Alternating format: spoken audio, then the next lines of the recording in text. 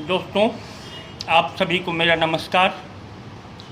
मैं अमित कुमार पांडे, संस्थापक अध्यक्ष ungli.in एवं स्वाहा सेवा संस्थान का अध्यक्ष हूँ।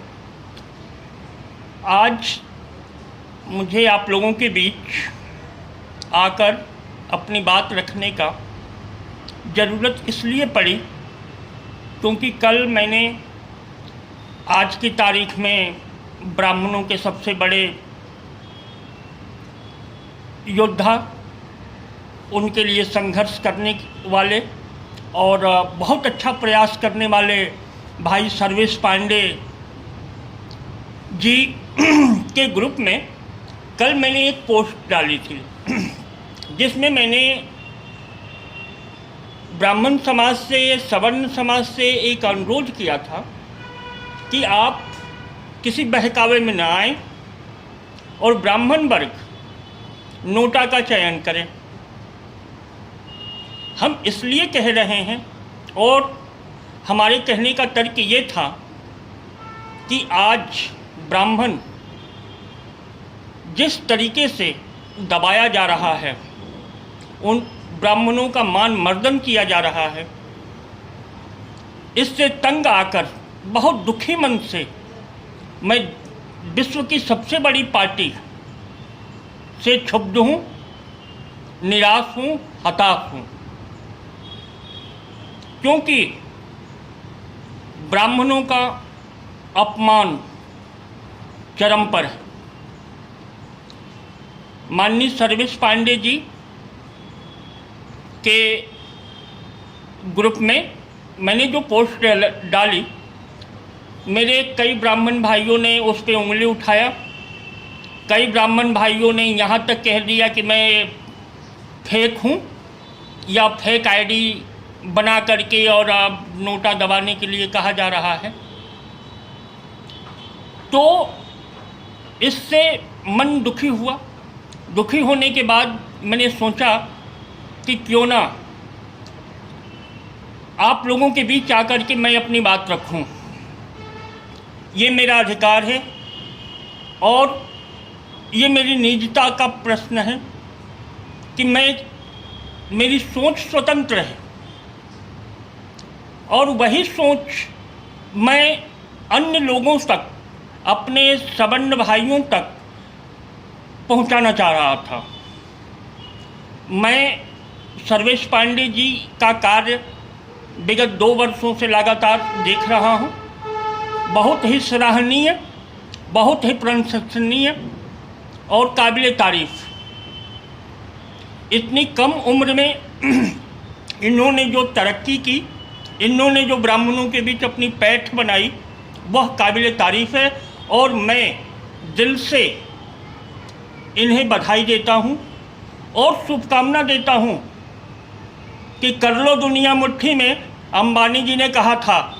लेकिन मेरे सर्वेश भाई, आपका प्रयास देखते हुए मुझे लगता है कि भगवान आपको कामयाबी दे, कामयाबी आपकी चरण चूमे।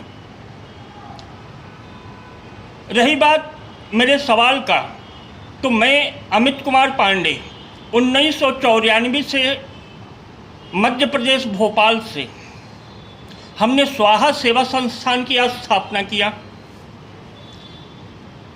इसके उपरांत मैंने मध्य प्रदेश में ब्राह्मणों के लिए, ब्राह्मण वर्ग के लिए, जनरल सवर्ण के लिए हमारी एनजीओ के तरफ से काफ़ी प्रयास किए गए।